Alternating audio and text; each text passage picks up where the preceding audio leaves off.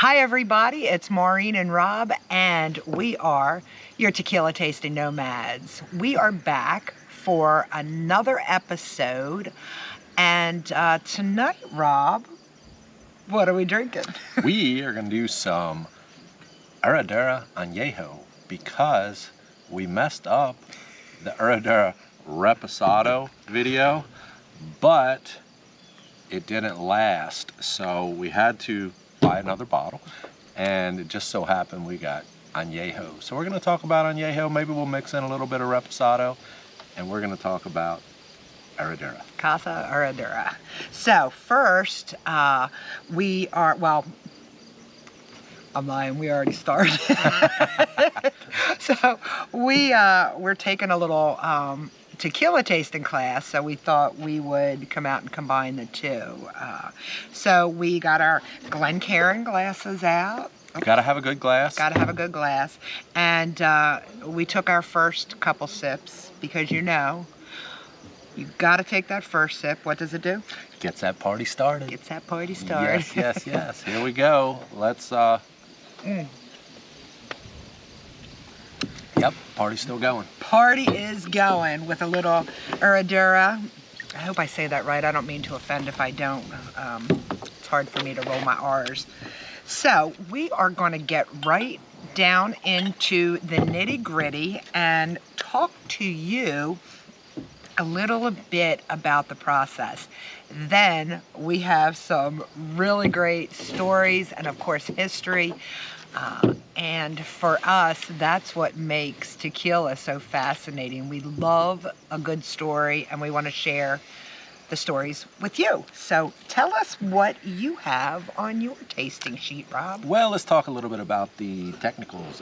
This Anejo is aged 25 months, and Herradura ages most of their tequilas longer than what is standard. So like with the Reposado, which means to rest, normal Reposados are about 2 months. Their Reposado is aged 11 months. So they take their time with it, they do it right so that they can produce a quality tequila.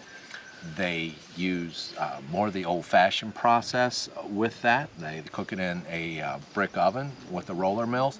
They actually split the agave as they load them into these huge ovens, which enhances the flavor of it.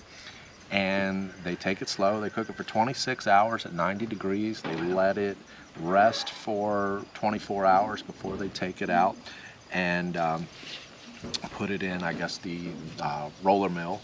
And then they use, Herradura is one of the only, if not the only distillery that uses natural fermentation. And what that means is they don't use any add any yeast or anything. They do everything naturally, and they do that by having citrus trees planted around the distillery, and it's all airborne natural fermentation, and that takes a lot longer. So in the summertime it takes like 72 hours. In the wintertime it can take up to 7 or 8 days. Wow. So it's an interesting process. So what kind of trees? They have the citrus trees, but did they say what particular, or do they have a variety of them? They didn't say specifically in the article that I read what the citrus trees were, but I guess that it brings out the sugars. Yeah. Yeah, that's pretty cool. And they have been doing that since the beginning of... Well, this is, and you're going to talk a little bit more about the estate, but this is what a totally estate tequila distillery, and they have over 25,000 agave plants being cultivated at any point in time. So that, because it takes 7 years. Yeah. But this estate was started in 1870, as you're going to talk about, and the plants that they're using are offshoots of the originals since 1870. When the plants get about 2 years old, they take offshoots of them and replant them. So these are all descendants of the original 1870 plants grown by Felix Lopez. So I think one of the things that's really important that we understand is that the agave, to be mature, it takes about 7 years to grow that big bulb. That's a piña, right? After they cut it down. And sometimes there's a rushed process that some of the distilleries use, and they cook using, it's called a diffuser method, where they take the unmature, unripened agave, mix it with some stuff, add some more stuff into it, and then boom, they call it tequila. But this distillery does not. They don't have additives. They don't use additives. They handle with care, and they produce just a beautiful, beautiful tequila. Absolutely, absolutely. Especially in the Herradura line, they do produce some other tequilas and some cocktails. They are the producers of El Jimador, which is the #1 tequila in Mexico, and they also produce a tequila cocktail with grapefruit juice that is the #1 also in Mexico. And they do source some of their agave for that, but all the Herradura product and the other products are all estate grown. I gotta tell you, who doesn't love a good Paloma? So that would be our breakfast drink of choice. Did you say how long is the añejo?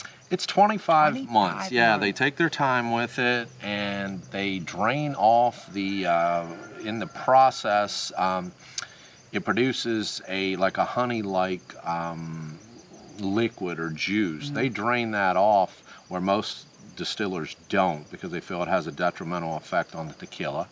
Like we talk about with a lot of our tequila distillers, they're eco-friendly. They invested about $15 million into a water treatment facility. They use natural spring water. They revitalize that. They also use the cooked agave after it's cooked and pressed and everything. The waste product, they put that back in to improve the soil. Wow. And do that as well. And they use biogas to help fire the boilers. Oh wow. As well. Oh, like kind of like yeah, biodiesel. Wow. Yeah, How cool yeah. is that? So they're again eco-friendly. Let's talk a little bit about what we get, what aromas.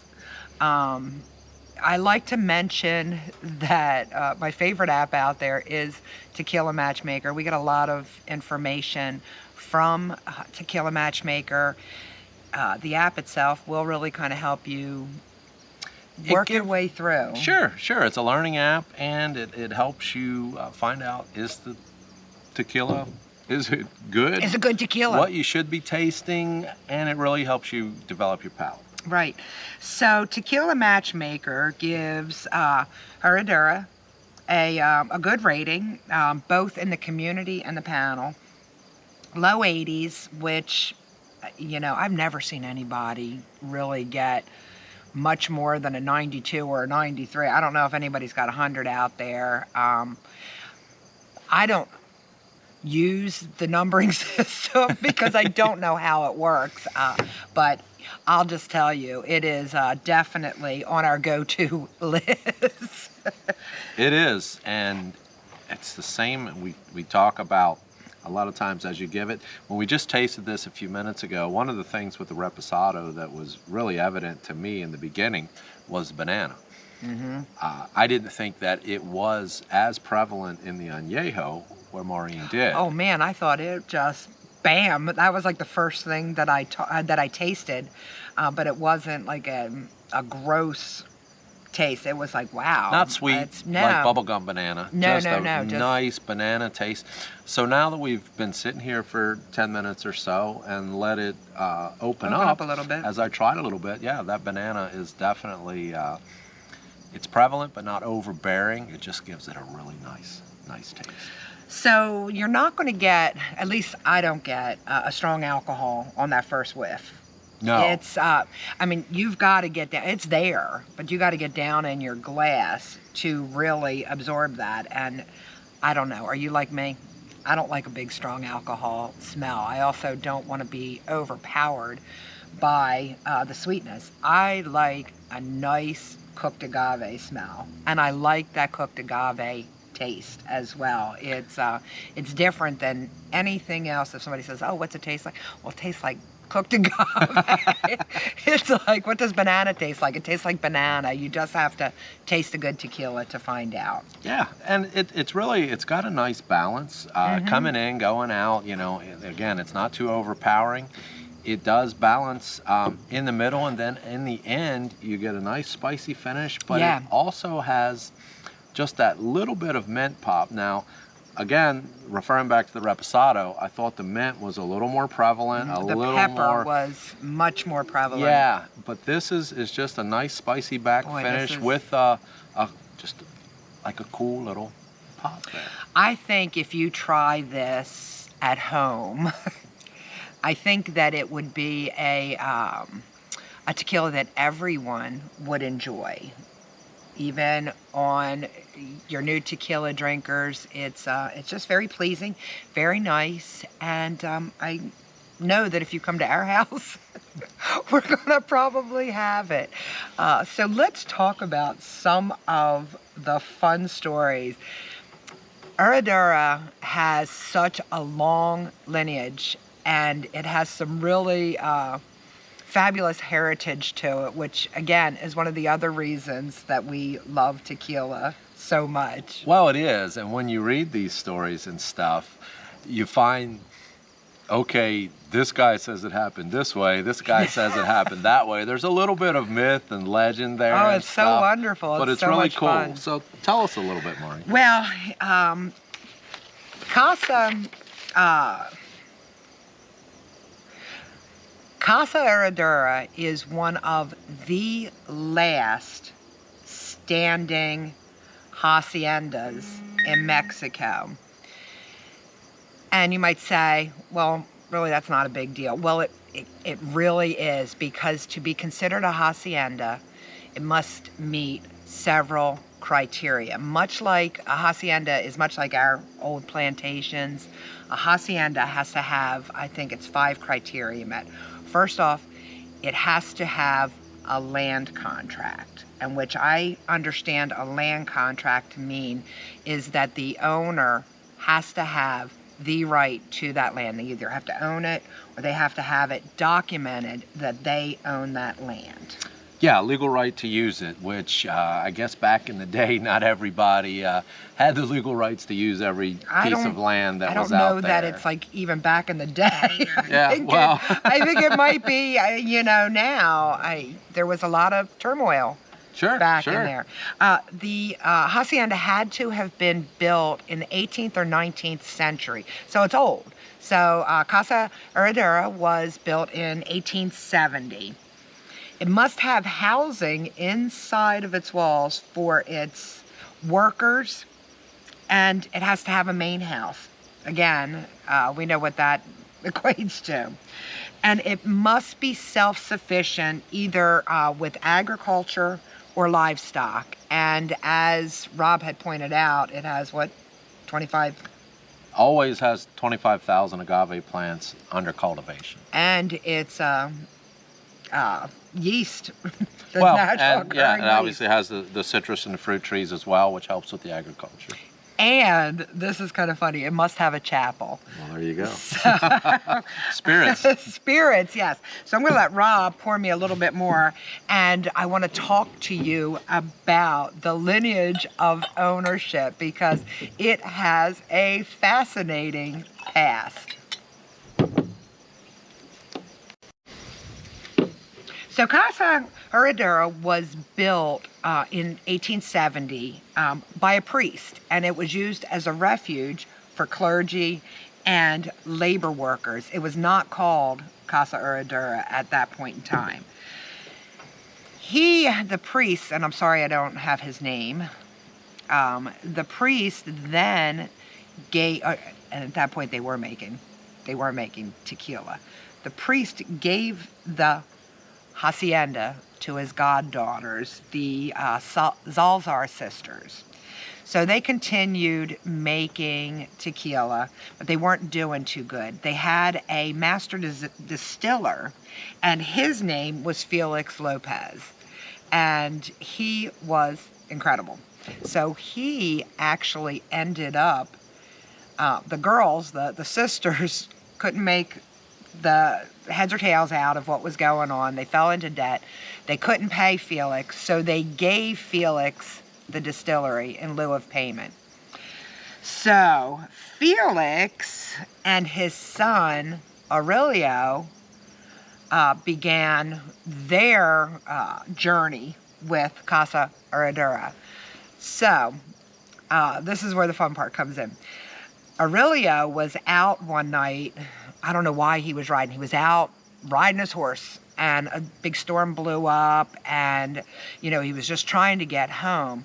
Well, the lightning cracked down and lit up, and what he thought was, it sparked something gold in the distance. So he, knowing that there was a lot of Spanish buried treasure in their region, he went out to find this thing. So when he got there and he dug and he dug, and what he found was a horseshoe. And of course, the Spanish word for horseshoe is Herradura. So he found this horseshoe, and he and his dad, Felix, I guess, got a laugh out of it, and they thought, oh, well, this must be good luck for us and for the distillery. And therefore, they named the distillery Casa Herradura that we all know. Now, we got to go a little bit more on this story. So at that point in time, there was a lot of turmoil in Mexico, and the Catholic Church had a lot of influence over politics, and the government, the Mexican government, didn't want that any longer. So they wanted to disband the Catholic Church from having an influence in politics as they did. Well, there was a group of people that band together, and I hope I have this name, the Cristello organization. Cristello or Cristero, I'm not sure. I've seen it both ways, but it was more like a peasant revolution. It was. They band together with the backing of the Catholic Church, and they wanted to continue their ways, and they wanted the Catholic Church to be the ultimate government. Well, it was a bloody battle, and, you know, it was just horrific. So in that period of time, Casa Herradura had, what do they call those, corridors and tunnels, because sometimes they had to sneak people out. They had to get people out of the country. Well, Aurelio was one of those people. He actually, the son, because I'm guessing Felix was probably gone by now. Yeah, he and his sister. Oh, I didn't see that, yeah. He and his sister both went to the Vatican. Yeah, the Vatican. And Aurelio never came back to the hacienda, but his sister did. Oh. And the hacienda was actually surrounded, but they were able to get out without it being destroyed. And then they fled, and so she came back. Right, he did come back to Mexico. Well, they both came back to Mexico, but he never went back to the hacienda, but she did. And at that point, you know, she came back and really did a lot of charitable things in the city, Amatitan, where the hacienda really is built. And they talk about that being the really the home and the origination of tequila. I guess there's a tequila volcano up the hill, but in 2008 they did an archaeological discovery and found the oldest Tahona. Really? Yeah, right there, wow. Close to the hacienda. So they're feeling like that's the origin of tequila there. But go ahead on with your story. I didn't realize. I missed all that. That's yeah. so good. I wish we would have talked before we came out and did this video. So anyway, back to this revolution that was going on. The war ended. Aurelio came home, but he did not come back to the hacienda. His sister took care of it, or she came back to the hacienda. And it was at this time that Aurelio gave his cousin, David Rosales, the running the authority to run the distillery and to take care of matters. So it was also at that time, and I guess this is like around 1926 or something like that, the government allowed tequila to be produced with added sugar. And what that did was that made tequila stretch a little bit further. So it was a little bit more affordable. But David Rosales said, no way. No. I'm not using that sugar. We are going to stick to our ways, and we are going to produce 100% blue agave tequila. And that's the way we've been doing it. That's the way we're going to continue doing it. Well, in the 1950s, and this is my favorite part about the whole story, in the 1950s, the game was about to be changed. Big time. For tequila itself. Along comes a lady, Gabriela de la Pena, and she takes over Casa Herradura. Well, she is a masterful producer and a master distiller, and she introduced, first she introduced in 1962 the Herradura Anejo. They weren't making Anejo before that. Barrel aged for 25 months, and which is twice the industry standard. In 1974, this is it. This is my favorite part. Gabriela introduced the world to Reposado. That was Reposado tequila was her brainchild, and she wanted to bridge the gap between a Blanco, which maybe is a little stronger, a little bit more sterile tasting. I don't know what word you want to use for me. To these heavy barrel rested, heavy oaky. She wanted something in between. So Reposado was her brainchild. So all of us that enjoy Reposado, we can thank Gabriela for that. Let me tell you a little other nugget that you might not be familiar with. I'm not sure, I haven't done a lot of research, but Herradura could maybe be one of the first celebrity endorsed tequilas.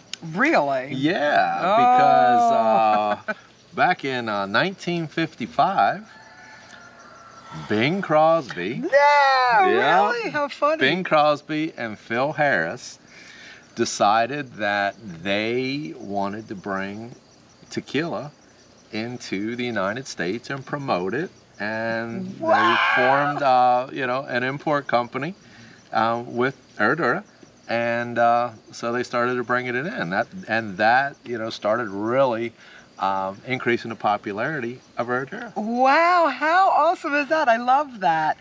I'm not ever much for celebrity tequila just because they can promote it on their own, but this one I'll still stick to it every day. And so wow, what a great story. Well, then in the 1990s, she introduced the Extra Añejo, not to be mistaken as the Ultra or the Cristalano. That was not hers. And we're not even going to talk about that. You guys that drink that, you can take that one or leave it. During her 40 years as owner, distiller, master distiller, she ended up building the new distillery right next to the old distillery, and now the old distillery is a museum that we can all enjoy when we go down to see them. In 2007... What happened? Oh my gosh, oh my gosh. Brown-Forman Group bought the distillery for $878 million. Can you imagine?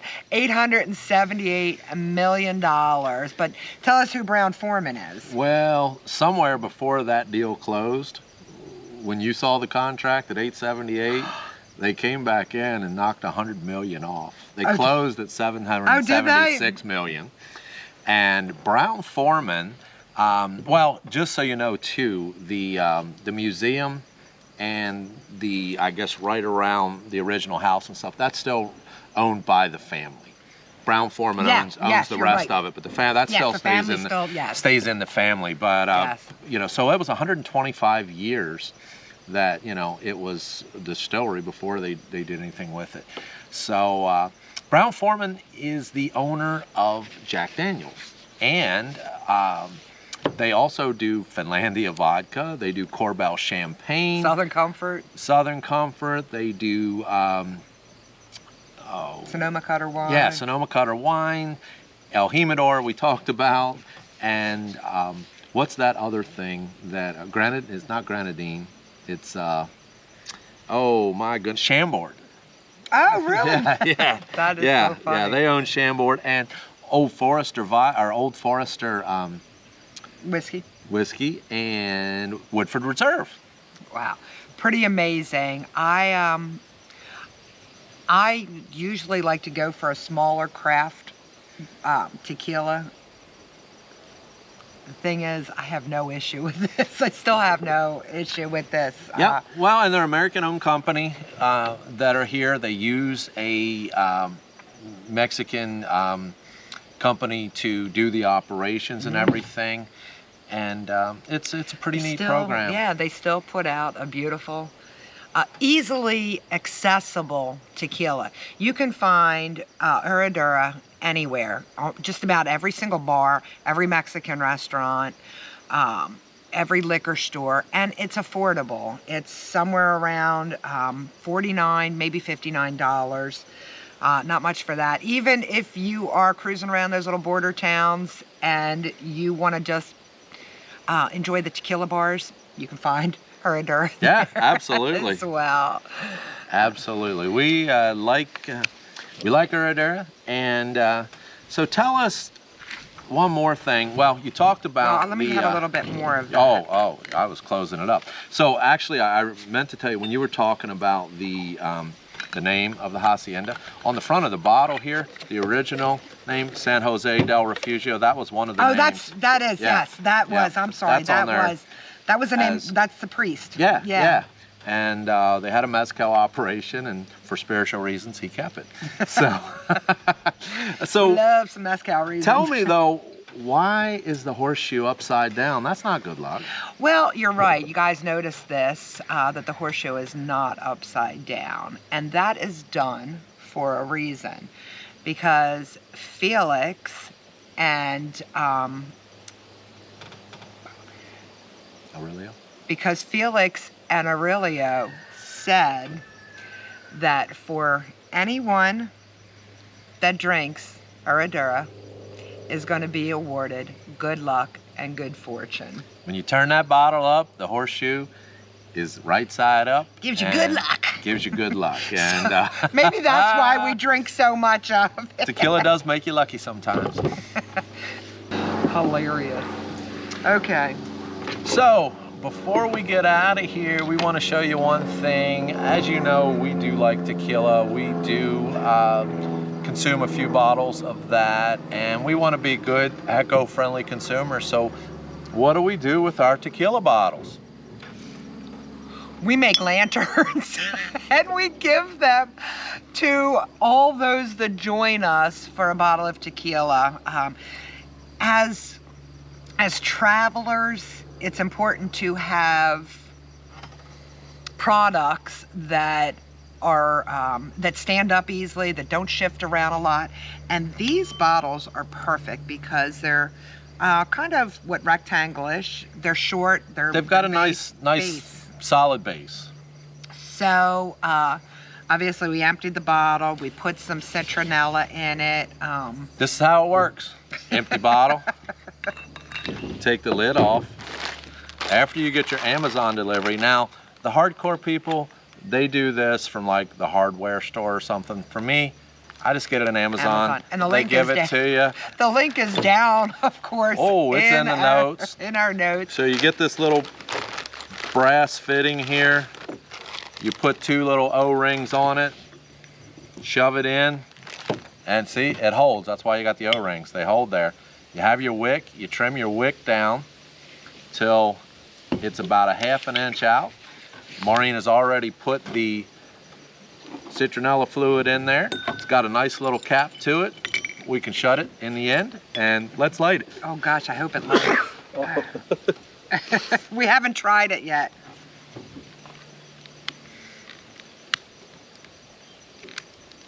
It's a little windy out here. I don't think the wind has anything to do with it. I just don't know how to work with these things. I don't know that this is working. Maybe I can help you. Maybe. Maybe. I'll sit here. And...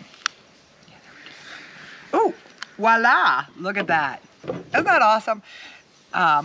So anyway, we hope that you guys will pick up a bottle. Let us know what you think.